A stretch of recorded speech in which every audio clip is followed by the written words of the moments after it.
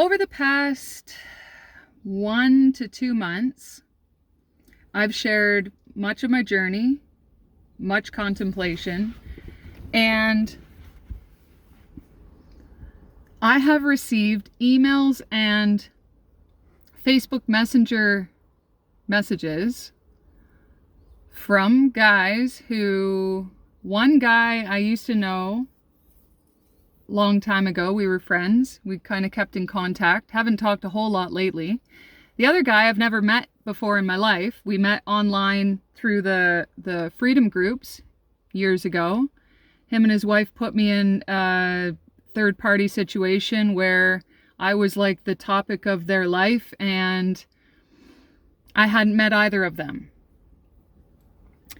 And they reached out concerned for me. Now, I want to talk about this a little bit.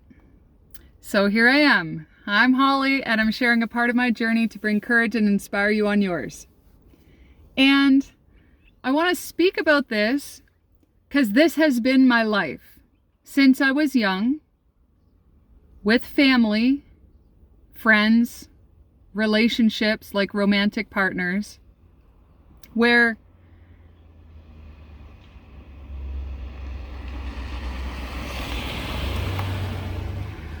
I try and express myself, express emotions, cry, be who I am, release, purge. This is all a part of energy clearing as I'm sharing my story with you, and they reach out saying they're concerned. Why? Concerned because I'm expressing myself? Because I'm from the time of growing up, I was not allowed to have emotions. I was not allowed to cry. My feelings were not valid. I shouldn't feel how I felt. As a very highly sensitive woman who is highly intuitive, I sense other people's energies.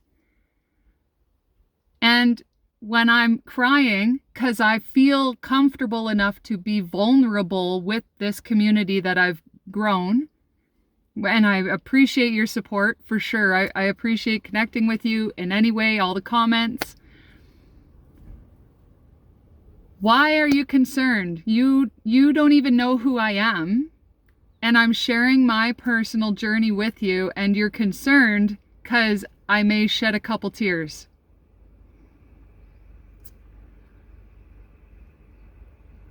Okay. What is concerning about my emotions? And due to the harassment that I have endured over the past 10 years, due to everything that I've been through, I know what it's like when people are projecting and gaslighting. And when people want to make you look like the problem and them look like the victim. And so I didn't respond. I have no reason to need to explain myself and my emotions and why I am how I am and who I am. I accept everybody in the space they're in. I do nothing but provide support to those around me, for those I choose to have in my life. And I laughed when I got that email. I can't even remember how long ago it was. I didn't even get it right away. I got it like weeks later. I saw it within my junk emails, like it was just floating around. And it made me laugh. Because it reminded me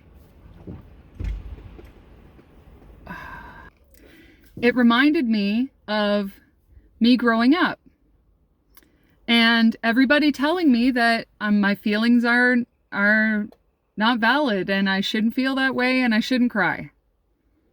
And I felt like this was like a repeat in my life. But it was from people who observe me at a distance and don't actually know me. I share parts of my life, my journey, and everything with you guys. you can see some of who I am. You don't see who I've been, where I've been. There's many things that even the people in my life don't know. The people that I've helped. The journeys I've been on, the people I randomly stop and talk to in the streets. The homeless people. There's so much that I do in my life that people don't know anything about. Because I don't need that validation from others. I'm not seeking likes or attention for people to come in and be like, ooh, that's great. Or get millions of views because I'm going around recording the homeless people I'm talking to. Or what I do for people that may just need someone to talk to at the time. And so, it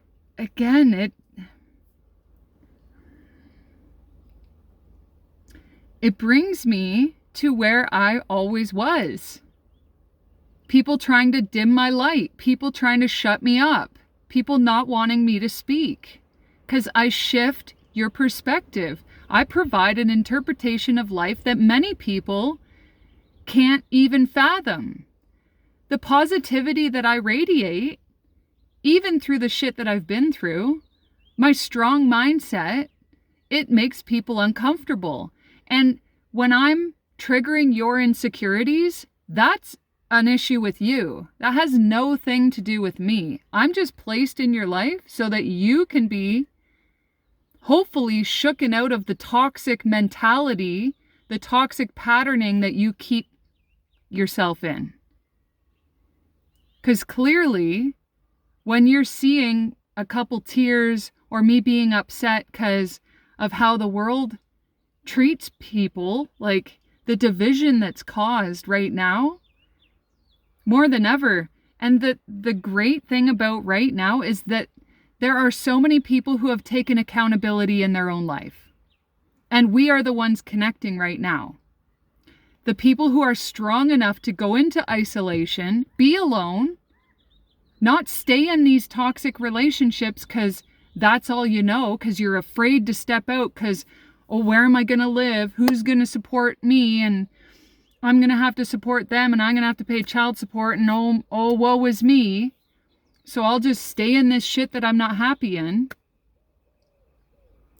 And then they project and gaslight onto me because I hit their insecurities because they could not make the same decisions I've made for my own safety, for my son's safety, for finding the joy and fulfillment in life rather than sitting in the shit of where I'm manipulated and treated poorly.